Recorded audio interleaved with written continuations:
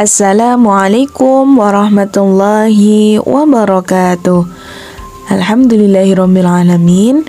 Pembelajaran kita kali ini adalah belajar mengaji menggunakan metode ummi.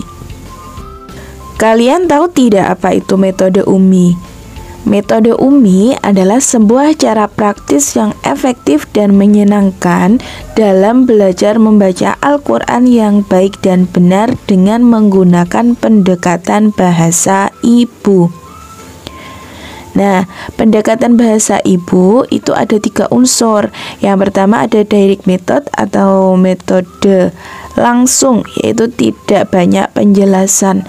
Yang nomor 2 repetition, yaitu diulang-ulang. Dan yang 3 kasih sayang yang tulus.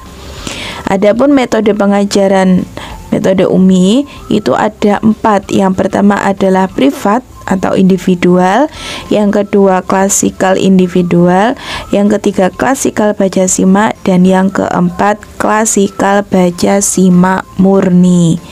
Nah, sedangkan tahapan pembelajaran metode ummi itu ada 7. Yang pertama pembukaan. Nah, seperti pembelajaran pada umumnya, pembukaan itu yaitu mengkondisikan para siswa untuk siap belajar. Kemudian nomor 2 adalah apersepsi. Apersepsi adalah mengulang kembali materi yang telah diajarkan sebelumnya.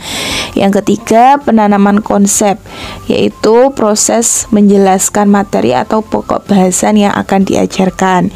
Yang keempat, pemahaman konsep, yaitu memahamkan kepada anak terhadap konsep yang telah diajarkan dengan cara melatih anak untuk membaca contoh-contoh yang tertulis.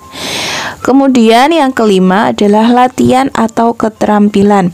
Nah, latihan ini adalah melancarkan bacaan anak dengan cara mengulang-ulang contoh atau latihan yang ada pada halaman pokok bahasan. Dan yang keenam adalah evaluasi, yaitu pengamatan sekaligus penilaian melalui buku prestasi terhadap kemampuan dan kualitas baca anak satu persatu. Dan yang terakhir adalah penutup, yaitu mengkondisikan anak dengan tertib, kemudian membaca doa penutup dan diakhiri dengan salam penutup dari Ustadz/Ustadzah.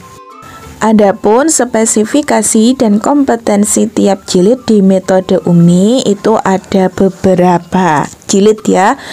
Yang pertama jilid 1. Dalam jilid 1 ini spesifikasinya berupa pengenalan huruf hijaiyah dari alif sampai ya. Kemudian pengenalan huruf hijaiyah berharokat fathah dari A sampai ya. Dan yang ketiga yaitu membaca 2 sampai 3 huruf tunggal berharokat fathah A sampai ya. Kemudian jilid 2 ada spesifikasi berupa pengenalan tanda baca harokat selain fathah, yaitu berupa kasroh, dhammah, fathatain, kasrotain, dan dhammahtain. Kemudian pengenalan huruf sambung dari alif sampai ya. Kemudian pengenal angka Arab dari 1 sampai 99. Lanjut ke jilid 3.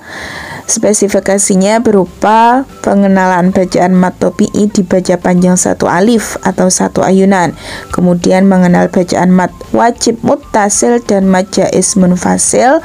Kemudian mengenal angka Arab dari 100 sampai 900.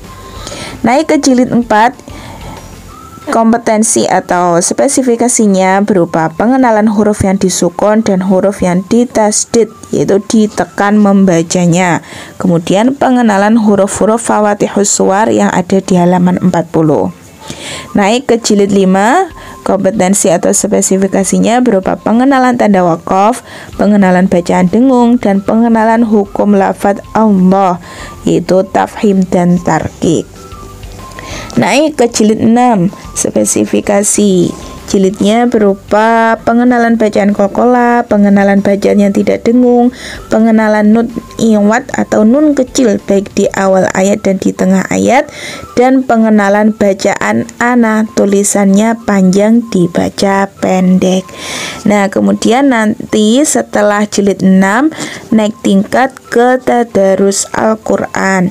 Kompetensinya berupa pengenalan tentang bacaan tartil dalam Al-Quran dan pengenalan cara cara memberi tanda waqaf dan ibtidak dalam Al-Quran.